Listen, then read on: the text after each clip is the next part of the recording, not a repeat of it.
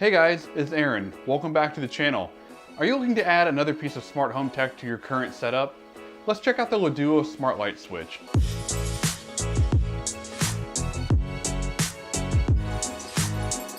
Real quick shout out to Laduo for sending this light switch out to me to take a look at. Let's get into it. In the box, you get the switch itself, mounting screws, a couple of extra pieces of wire, and then the faceplate. This switch works with both the Amazon A-Word and the Google Home ecosystems. Since the initial configuration, I've not had any issues with the voice prompting for it not working the way that it should. I'm not gonna go real in-depth on the physical install of this switch because it's basically killing the power with the breaker so you don't kill yourself doing a light switch install, because it's kind of a really weird way of going out. Undo the switch that was already there, use the load wires, plug those into the appropriate slots in the new switch, make sure that you plug in your ground, screw everything down, and go restore power at the breaker. The switch will instantly start working. Now you still have to screw it back into the wall, then click the faceplate on, which is really nice because the faceplate just snaps on. But once you have that done, the light switch itself will physically work. So the touch portion on it will work as soon as power is restored to it. It may take a couple of seconds, but the touch sensitive part will work. So I wanted to preface all of that with the OIDM switch that I've reviewed before, and then this switch. I think I've got it linked up here for the OIDM. It could be I gotta get better at this, but I think it's gonna be up here. They both have said that they need to have neutral wires. I don't have neutrals on either of these, and they're working just fine. I'm having someone that's a little bit more savvy with electricity check this for me and make sure that everything's kosher and I'm not gonna end up burning down my house. But from a functionality standpoint, they're both working just fine and have been for quite a while.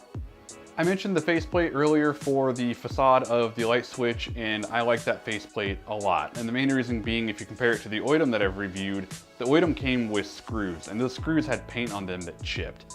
And I know that that's kind of a cheap feature of that switch, but this one having the snap-on front with the little notch that if you can install it so the notch is on the top versus the bottom, I've done that. But having that notch, you can just stick a knife in there, just enough to give you a little bit of a pry. My fingernails will bend backwards, so I'm not gonna do that. A little screwdriver, something to just give you a little bit of leverage. You can pop that right off, and it keeps that whole facade looking clean. Long pressing the on-off switch itself, so the little circle in the middle, just pressing and holding it for 5 seconds, will put the switch into discoverable mode. And discoverable mode is needed to then set up the app, which we'll get to next. If you plan on reading the directions to get this switch set up, good luck. They're really hard to read from a font standpoint. They're in English, albeit broken English. They'll get the job done, but they make the process frustrating because they're not as detailed as they should be. The pictures aren't as good as they should be, and the font is just stupid small. I wasn't the only person that ran into this issue, because if you look at the Amazon review page for these as well, one guy even took a picture with his phone and tried to zoom in, to make the text easier to read, and it didn't help him. It's just not a real strong point of this kit. This next portion regarding the actual app setup for the light switch is where we get into my first complaint of this kit. The app that they have for this light switch is provided from a company called Tuya. And in the directions, the actual kind of helpful thing that they give you is a QR code, both for Apple and for Android, for the Tuya Smart app. You can also just open up your appropriate app store and just search for Tuya Smart and it'll pull up the app. Quick side note on the app, since I've already set up an OIDM version of this switch, which when you look at pictures that I'm gonna have here, these things look almost identical to one another. I was kind of curious if you could use the same app for the OIDM switch that you could for this Laduo switch, and you can. The app that I'm using is called Smart Life, Smart Living, and kind of the curveball here is that it's also developed by a company called Tuya. So the same people from the previous app, it's just a totally different app.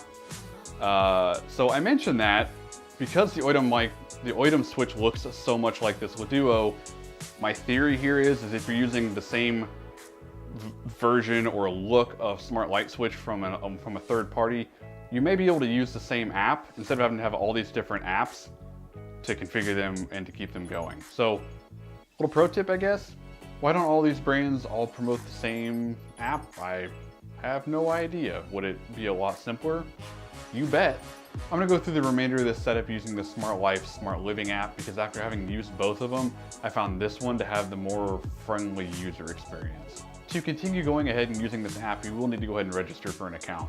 Regardless of which app you use to control your switch, they're gonna make you make an account, so that's just part of it. The process to add this switch is simple enough. You hit the plus mark at the top right, tap wall switch, make sure the switch is in its discoverable mode, which you just tap and hold the actual power button for the switch for 5 seconds.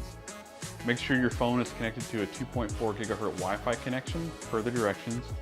Type in your Wi-Fi password and add your device, and your phone will go through the pairing process.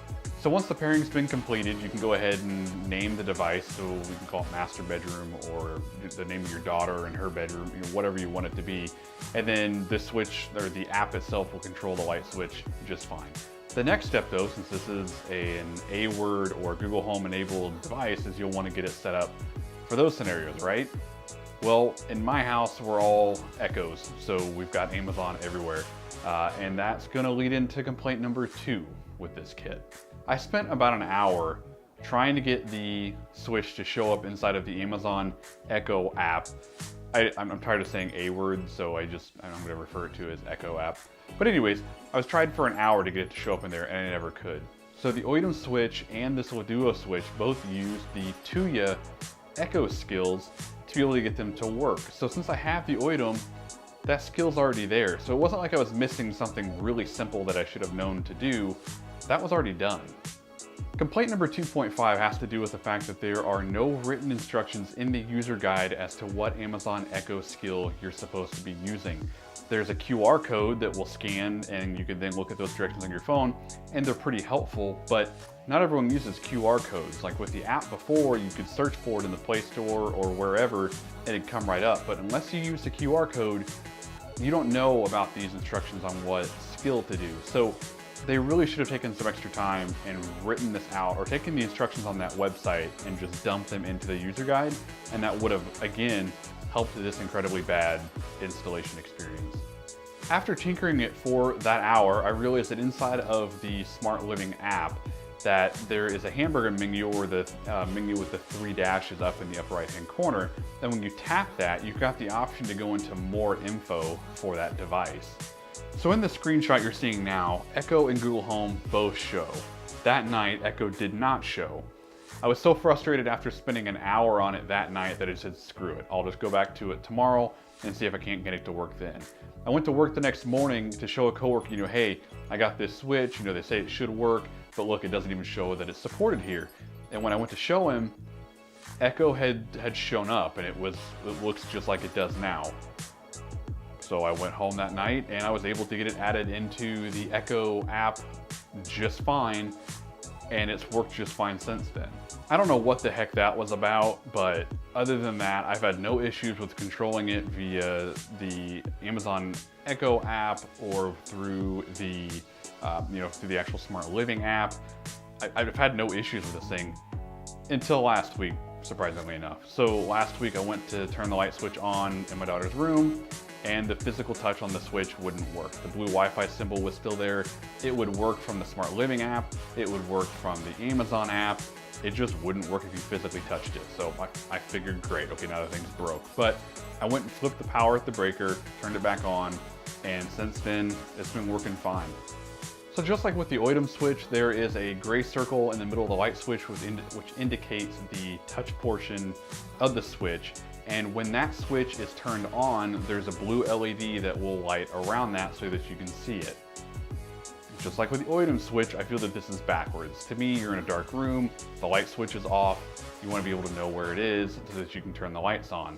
Instead, when the lights are off, the light on the switch is off, and when the lights are on, the light is on. It seems backwards to me, but whatever, I guess apparently I'm wrong because multiple companies are doing it this way. The touch sensitivity on this touch portion of the light switch could be increased a little bit. On the Oidum switch, I don't really have a problem with, just kind of guessing and usually being able to turn on the switch. On this one, it's a little bit more picky, and my wife has even complained about it not being that easy to turn on. I typically will seriously just take my whole hand and tap it, and one of my fingers ends up getting it, and it's not a big deal, but that's something that they could improve on. So after all that, do I feel that this is still a good product? Yeah, I do. Do I feel that the installation process could be greatly improved? Of course. The issues that I ran into, I feel, were due to confusing instructions. So at the time when I set this up, the Amazon listing page suggested a totally different app than the app that's actually in the instruction booklet itself. So I tried 2 other apps before finally setting into the app that I'm on right now. Also, on top of that, the fact that the Echo support showing inside of the app took 12 extra hours for some reason kind of led into my frustrations and into the poor experience. These items are things that can be easily fixed by just fixing documentation. These are also items that have made Laduo aware, and I hope that they take my advice. Reading through the other reviewers on Amazon, no one else is really mentioning the issues that I ran into, especially with the Echo being delayed by 12 hours. So I'm hoping that I'm just a one-off random case. If you're in the market for a smart light switch, I think you'll be happy with the Laduo switch. I just hope you don't have to deal with the crappy installation process like I did. If this video was helpful to you all, please hit that like button. If you want to see more consumer-related tech reviews on tech that I use and enjoy, and I think you will too, hit that subscribe button. But until the next one, this is Aaron. Take care.